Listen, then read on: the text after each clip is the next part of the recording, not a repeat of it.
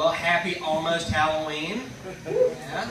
Halloween is by far my favorite holiday because I'm actually encouraged to dress up like a superhero and eat way too much candy.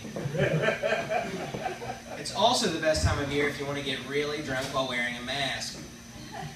Can't do that a lot of other times. This time of year is also special for some people. Girls love it because they can do lines of pumpkin spice. That's always fun. A lot of my friends are also excited because it's fantasy football season. Yeah? Anybody play fantasy football? Yeah. All right. You don't have to be ashamed. It's all right. I'm losing. I'm just safe space. And I love telling my friends that play fantasy football that as a nerd who has also played fantasy football, it's really just Pokemon but with people. I mean, think about it. You got your team of monsters and you manage them. You prepare your stats. They travel around and battle other monsters. Sometimes you trade them on Sundays at Books A Million. I love that you got that. The only difference is that Squirtle didn't have like 40 concussions that ruined his life. And if he did, they could just give him some Pikachu tears and he'd be fine. There are some of you that got that joke but are too ashamed to admit it. Yeah, as I mentioned, I'm a nerd. I'm a big fan of comic books, video games, and professional wrestling, which, in case you didn't know, is the holy trinity of not having a girlfriend. A lot of people, when I was growing up, would tell me, you got to follow Shakespeare's advice, and to thine own self be true.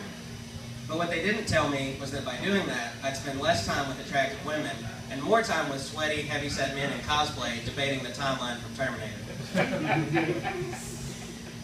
But that's actually no laughing matter. That shit could happen, I believe. I think we're like 3 iPhone releases away from the robo-apocalypse.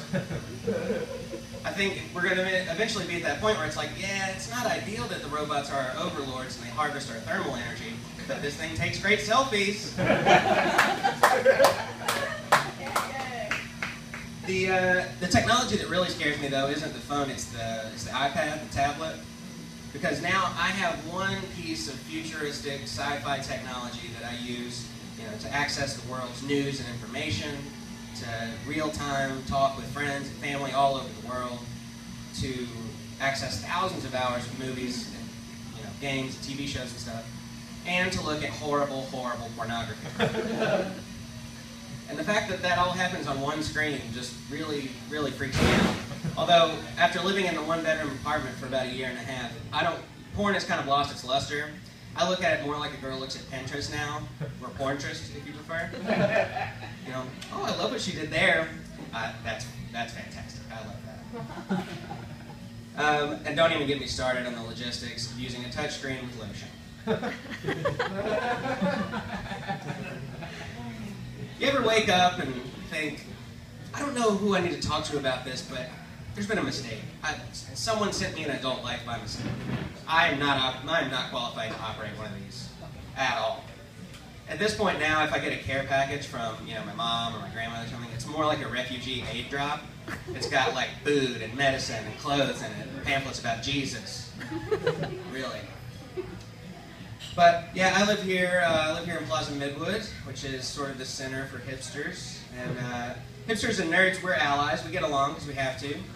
But the one thing I've noticed that I've been seeing recently that I'm not a fan of is the really old-timey curly mustache. You seen that on anybody? I see that and I immediately think, motherfucker, you better have just come from tying a girl to a train track. Unless it's part of your Halloween costume. That's my time, guys. Thank you so much.